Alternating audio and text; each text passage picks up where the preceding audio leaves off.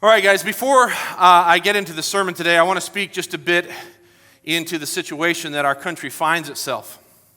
I've been asked by several people, what can we do in this current situation like this? And so I want to speak to it.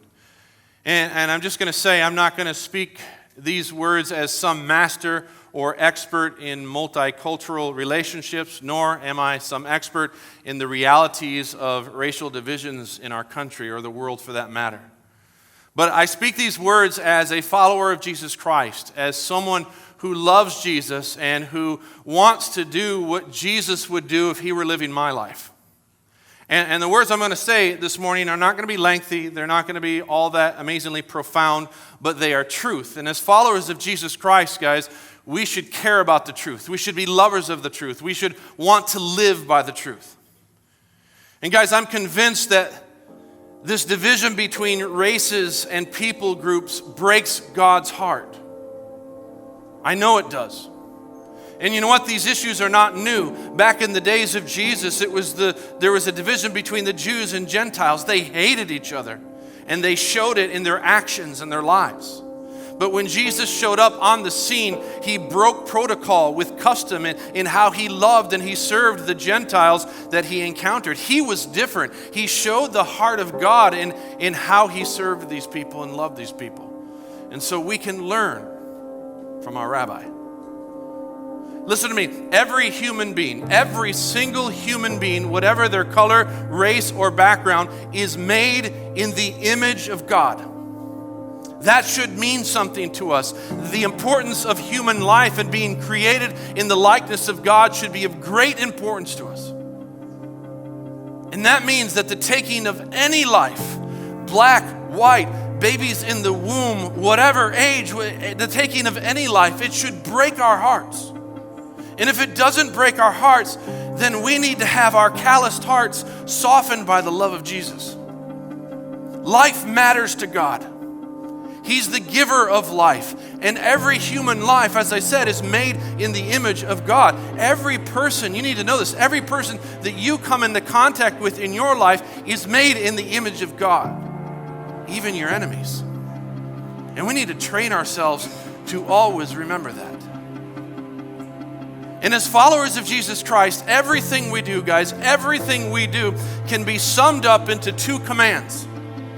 To love the Lord your God with all your heart, with all your soul, with all your strength, and with all your mind. And then he says this, and then love your neighbor, love the one who is made in the image of God, love him as yourself. Now, we don't love them because we feel guilt. We do not love them because we feel pity. We do not love them because somehow we have great privilege, and out of that great privilege we need to stoop down and love others. No, actions born out of those three things aren't love, they're just condescending. No, we love because God commands us to love. As followers of Jesus, we love because we're to be known by our love for others. We love because he first loved us. We love because our God, the one in whose image we're created, is love. And if we're going to look like Dad, if we're going to look like the Father, then we need to love like the Father. So what does that mean in practical terms? It means this. Every single one of us have circles of influence. We have areas over which we have say. And as followers of Jesus, in these circles of influence, in these areas over which we have say, we can love by serving and blessing and being Jesus to others made in God's image. Whatever their color, whatever their race. In other words, be Jesus to the world around you. Guys, I'm convinced that the answer to our current nation's issues is not some new policy, it's not some new law, it's not some new decision that's going to be made by Congress. No, the answer to our nation's great dilemma is the gospel of Jesus Christ. It's the good news of Jesus. Jesus is the answer. And listen to me, guys. We are Jesus's representatives to the world.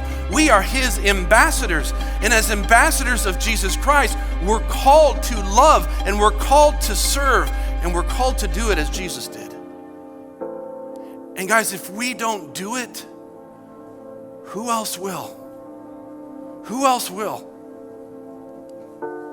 What I'm trying to say is that because we are followers of Jesus, because we have Jesus, truth be told, we are the answer to our nation's problem.